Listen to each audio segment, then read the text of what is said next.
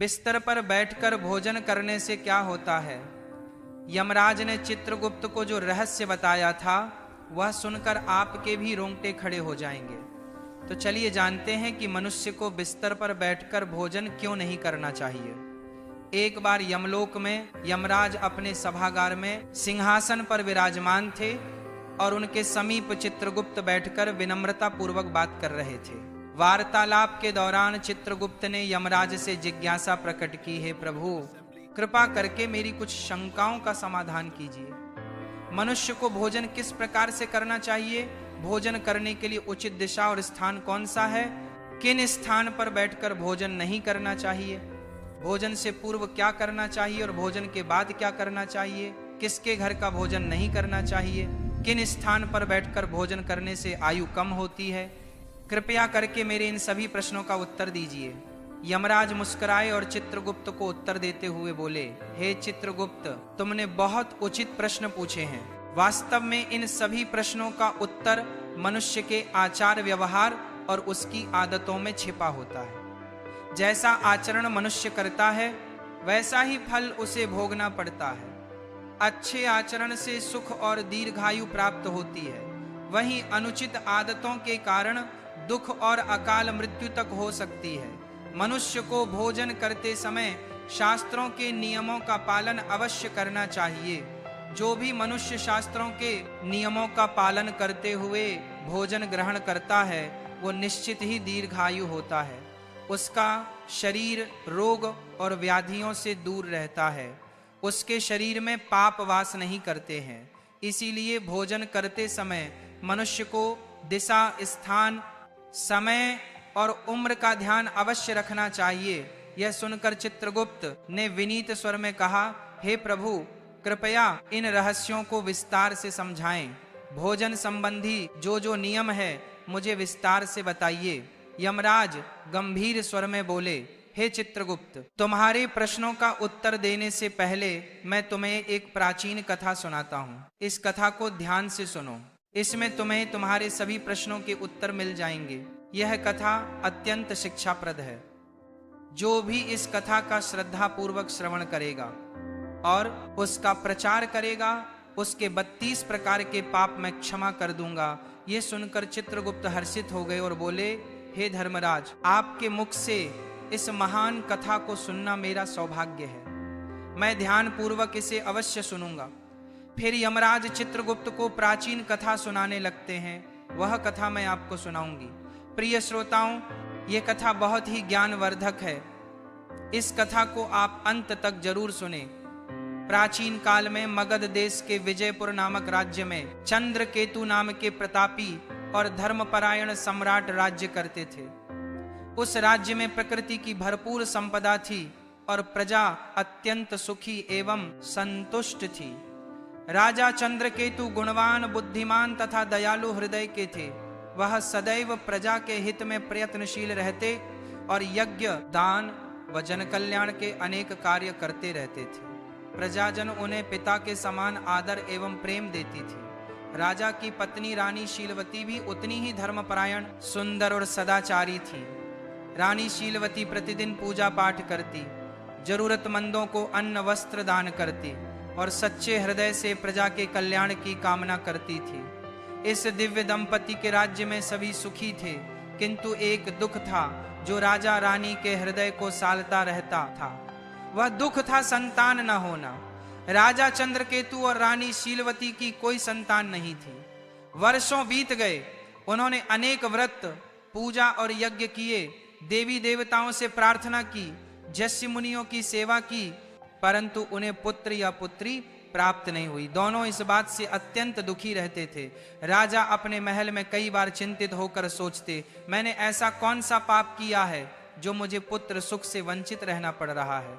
राज्य में सब कुछ है, प्रजा सुखी है, पर मेरे वंश को आगे ले जाने वाला कोई उत्तराधिकारी नहीं। क्या मेरे पुण्यों में कमी रह गई या पूर्व जन्म के किसी अपराध का फल मुझे मिल रहा है? राजा चंद्रकेतु दिन प्रतिदिन अधिक उदास रहने लगे। प्रजा को जब यह पता चला कि राजा अपनी संतानहीनता के कारण दुखी है तो राज्य के लोग भी चिंता करने लगे। सब ईश्वर से प्रार्थना करते कि राजा रानी को शीघ्र संतान सुख प्राप्त हो। एक दिन राजा ने निश्चय किया कि वे किसी महापुरुष की शरण लेकर अपनी समस्या का हाल पूछेंगे। उन्हें स्मरण आया कि महान तपस्वी ऋषि वशिष्ठ इस समय निकटवर्ती वन में आश्रम बनाकर तप कर रहे हैं। ऋषि वशिष्ठ त्रिकालदर्शी एवं दिव्य दृष्टि वाले महात्मा हैं। वे अवश्य ही इस रहस्य को जान सकते हैं। राजा ने निश्चय किया कि वे स्वयं आश्रम जाकर पौषी वशिष्ठ से मार्गदर्शन मांगेंगे। अगले ही दिन प्रातः राजा चंद्रकेतु कुछ सहयोगियों सहित अपने रथ पर सवार होकर वन की ओर चल पड़े। शीघ्र ही राजा वशिष्ठ मुनि के शांत आश्रम पहुंचे, जो हरे भरे वृक्षों से घिरा था और जहां पक्षियों का मधुर कलरव गूंज रहा था। पक्षी वशिष्ठ आश्रम के द्वार पर ही मानो उनकी प्रतीक्षा कर रहे थे। राजा को आते देख पक्षी ने मुस्कुराकर स्वागत किया और बोले, राजन, हमारे आश्रम में तुम्हारा स्वागत है। आज इधर आने का क्या कारण है? सब कुशल तो है? कहीं राज्य कार्य से विरक्त होकर संन्यास लेने का विचार तो नहीं बना लिया? इतना कहकर ऋषि ने हल्की मुस्कान की, फिर गंभीर हो गए। राजा चंद्रकेतु ने हाथ जोड़कर विनम्रता से कहा, हे मुनिवर, राज्य कार्य भली भांति चल रहा है, संन्यास लेने का इरादा नहीं है, पर मैं एक भारी चिंता के कारण व्याकुल होकर आपकी शरण में आया हूं। आप जगत के रहस्यों के जाता हैं, मेरी शंका का समाधान केवल आप ही कर सकते हैं। मैं पूछा, राजन, आप जैसे प्रतापी और धर्मनिष्ठ राजा को भला किस बात का दुख हो सकता है? निश्चय ही आपकी प्रजा सुखी है, राज्य समृद्ध है। फिर भी यदि आपके मन में कोई शंका या कष्ट है तो निसंकोच कहिए, मैं यथाशक्ति अवश्य सहायता करूंगा। तब राजा चंद्रकेतु ने दुखी स्वर में अपनी व्यथा सुनाई। हे मुनिवर, मेरे जीवन में एक ही अभाव है, मेरी कोई संतान नहीं है।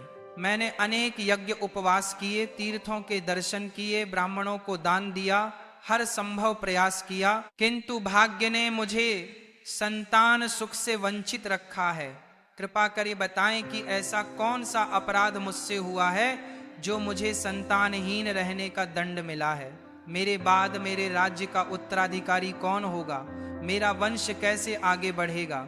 मेरे मन की ये पीड़ा दूर कीजिए और ये बताइए कि संतान प्राप्ति के लिए मुझे क्या उपाय करना चाहिए। राजा की व्यथा सुनकर ऋषि वशिष्ठ ने कुछ पल के लिए आंखें मूंद ली और अपनी दिव्य दृष्टि से राजा के पूर्व जन्म के कर्मों का निरीक्षण करने लगे। ध्यान मग्न ऋषि पर राजा की निगाह टिकी थी। कुछ क्षण बाद ऋषि ने आंखें खोलकर कहा, हे राजन, जो कुछ मैं बता रहा हूं उसे धैर्य पूर्वक सुने। आपके संतान ना होने का कारण आपके पूर्व जन्म के कर्म में छिपा है। पिछले जन्म में अनजाने में आपसे एक पाप हुआ था, जिसका दंड आपको इस जन्म में संतानहीनता के रूप में मिल रहा है। राजा चंद्रकेतु चकित होकर बोले, पूर्व जन्म का पाप? कृपया विस्तार से बताएं मुनिवर, मुझसे ऐसा कौन सा पाप हो गया? वशिष्ठ जी बोले, पूर्व जन्म में आप एक साधारण शिकारी थे और वन में शिकार करके जीविका चलाते थे। मूलतः आप बुरे हृदय के नहीं थे, पर शिकार के दौरान कभी कभी अधर्म हो ही जाता है।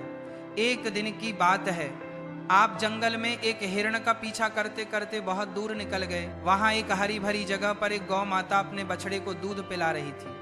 दुर्भाग्यवश आपको वह दिखाई नहीं दी। आपको लगा शायद हिरण झाड़ियों के पीछे है और आपने उसी ओर तीर चला दिया। वह तीर सीधे उस गौ माता को जा लगा। बेचारी गाय बुरी तरह घायल हो गई और पीड़ा से भूमि पर गिर पड़ी। उसका बछड़ा डर कर कांपने लगा। जब आपको अपनी भूल का पता चला तो आप बहुत पछताए और भागकर गाय के पास पहुंचे।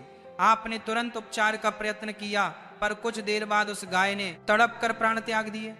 हे राजन, गौ माता को अकारण कष्ट पहुंचाने के कारण ही आपको वर्तमान जन्म में संतान सुख से वंचित रहना पड़ा है। गाय परम पवित्र प्राणी है और उसे गौ माता कहा जाता है। उसकी पीड़ा का पाप बहुत बड़ा होता है। भले ही वह अनजाने में हुआ, लेकिन पिछले जन्म में आपके हाथों यह पाप हुआ था, इसलिए इस जन्म में आपको पुत्रहीन रहने का श्राप मिला। पूर्व जन्म का यह रहस्य सुनकर राजा चंद्रकेतु के नेत्रों से आंसू बहने लगे। वे दुखी होकर बोले, मुनिवर, मुझे पछतावा है कि पिछले जन्म में मुझे ऐसा अनर्थ हो गया। मैंने अज्ञानवश गोहत्या का पाप किया। अब बताइए कि इस पाप से मुक्ति का कोई मार्ग है क्या? कोई प्रायश्चित है जो मैं कर सकता हूँ? कृपा करके मुझे इस पाप से उबरने का उपाय बताएं।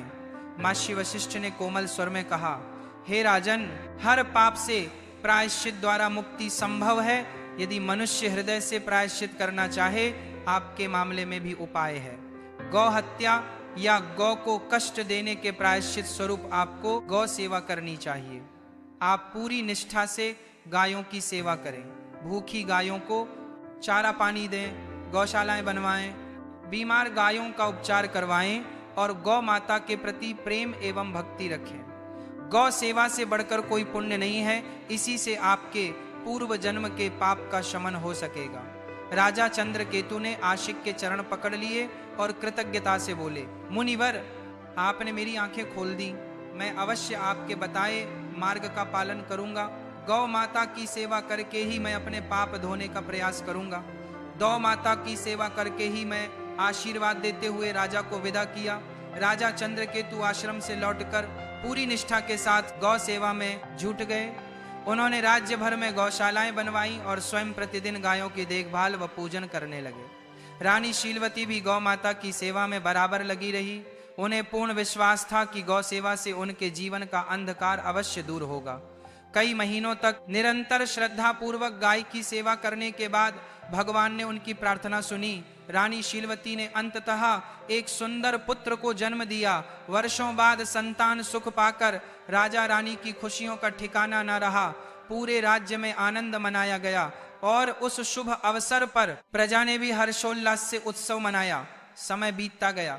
राजकुमार हृष्ट पुष्ट बालक के रूप में बड़ा होने लगा। राजा रानी ने उसका लालन पालन बड़े लाड प्यार से किया। वर्षों बाद संतान मिलने के कारण राजकुमार की प्रत्येक इच्छा पूरी करते थे। माता पिता को प्रसन्न रखने के लिए महल के सेवक भी राजकुमार को दुलार देते और कभी किसी बात के लिए उसे कठोर अनुशासन में नहीं रखा जाता था। अत्यधिक लाड प्यार के कारण राजकुमार अनुशासनहीन होने लगा था। हालांकि वह हृदय से बड़ा नहीं था। बचपन से ही उसे मनमर्जी करने की छूट मिल गई थी। वह सुबह देर तक सोया रहता और बिना नहाए धोए रसोई से नाश्ता मांग लेता। कभी भोजन कक्ष में जाने का कष्ट नहीं करता, बल्कि बिस्तर पर ही भोजन करने की जिद करता। महल के दास दासियां सोने की थाली में तरह तरह के पकवान सजाकर राजकुमार के शयन कक्ष तक ले आते।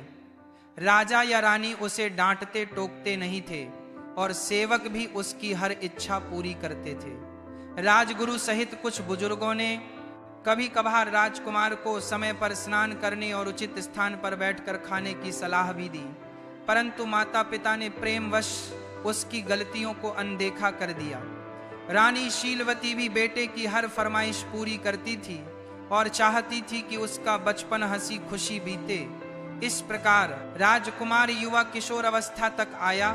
देखते देखते वह 16 वर्ष का हो गया। राजा चंद्रकेतु ने मन ही मन उसे अपना उत्तराधिकारी मानना शुरू कर दिया था, किंतु विधि को कुछ और ही मंजूर था। 16 वर्ष की आयु में राजकुमार अचानक एक गंभीर रोग से पीड़ित हो गया। राजवैद्य ने इलाज में कोई कसर न छोड़ी। दूर दूर से वैद्य बुलाए गए और यज्ञ प्रार्थनाएं भी की गईं, किंतु कुछ भी कारगर नहीं हुआ।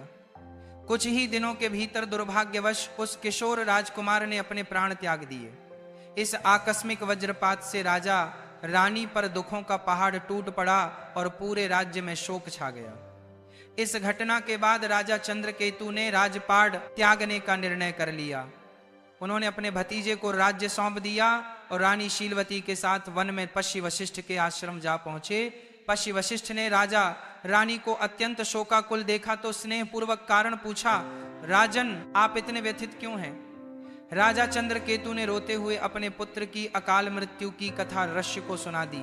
तब ऋषि वशिष्ठ ने ध्यान लगाकर अपनी दिव्य दृष्टि से कारण जानने के बाद कहा, हे राजन, आपके पुत्र की आयु क्षीण होने का कारण उसके अपने ही आचरण में था। आपको पूर्व जन्म के पुण्य फल से पुत्र की प्राप्ति तो हुई, किंतु आपके पुत्र ने बचपन से ही कुछ ऐसी अनुचित आदतें अपनाई जिनके परिणाम स्वरूप उसे अल्पायु में ही मृत्यु का सामना करना पड़ा है। आपका पुत्र प्रतिदिन बिना स्नान किए भोजन करता रहा और प्रायः बिस्तर पर बैठकर ही भोजन करता रहा।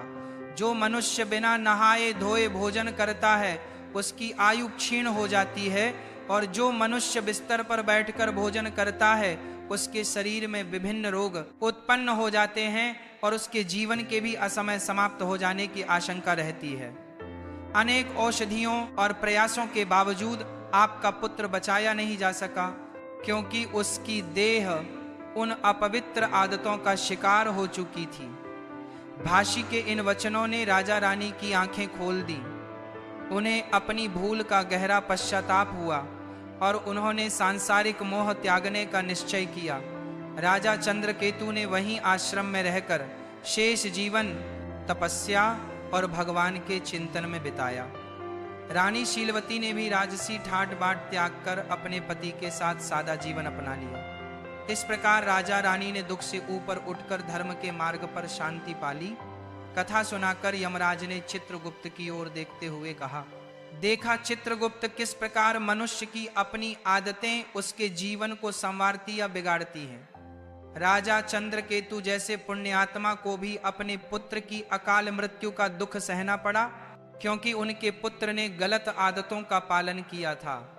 अतः प्रत्येक मनुष्य को सावधान रहना चाहिए कि वह किस प्रकार का आचरण कर रहा है। मनुष्य को सदैव भोजन करने से पूर्व शारीरिक शुद्धि कर लेनी चाहिए। अपने 5 अंग, दोनों हाथ, दोनों पैर तथा मुखमंडल को अच्छी तरह जल से धोना चाहिए। यदि संभव हो तो भोजन से पूर्व स्नान करके पवित्र होकर ही अन्न ग्रहण करना चाहिए। बिना स्नान किए भोजन करना शास्त्रों में वर्जित है। ऐसा करना पशुओं जैसा आचरण माना गया है और इससे आयु कम होती है। साफ सफाई के बाद ही मनुष्य को अन्न ग्रहण करना चाहिए। भोजन आरंभ करने से पूर्व मनुष्य को अन्नपूर्णा देवी तथा परमात्मा को स्मरण कर धन्यवाद देना चाहिए, जिनकी कृपा से यह भोजन प्राप्त हुआ है। साथ ही प्रार्थना करें कि संसार के अन्य सभी प्राणियों को भी आहार प्राप्त हो। इस प्रकार मन ही मन ईश्वर को प्रणाम करके आदर पूर्वक भोजन करने से अन्न पवित्र रहता है और वह शरीर को पूर्ण पोषण देता है।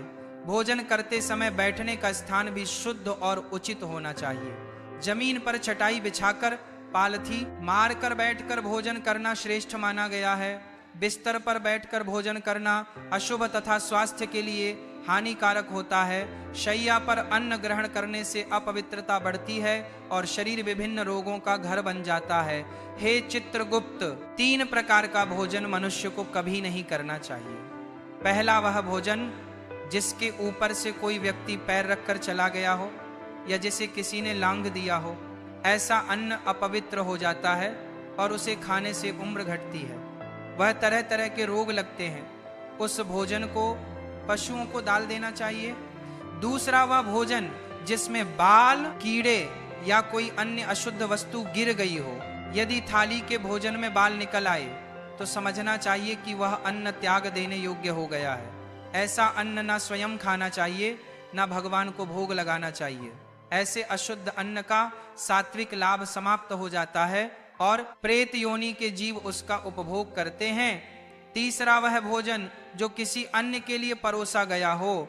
याद रखें, कभी भी दूसरे का हिस्सा छीनकर नहीं खाना चाहिए। जो व्यक्ति दूसरों का भाग चुरा कर खाता है या बिना बांटे खुद खा लेता है, उसे अन्नपूर्णा देवी रुष्ट हो जाती हैं। ऐसा करने से उसके पुण्य नष्ट हो जाते हैं और उसके जीवन में दरिद्रता एवं संकट आते हैं। अतः भोजन हमेशा सबसे बांटकर और उचित पात्र को अर्पित करके ही करना चाहिए। इसके अतिरिक्त भोजन का अनादर कभी नहीं होना चाहिए। झूठा भोजन व्यर्थ इधर उधर न फेंके और अन्न की बर्बादी न करें। अन्न देवता की कृपा से ही जीवन चलता है, इसलिए अन्न को आदर पूर्वक ग्रहण करें। जो मनुष्य इन नियमों का पालन करेगा वह स्वस्थ, निरोगी और दीर्घायु होगा।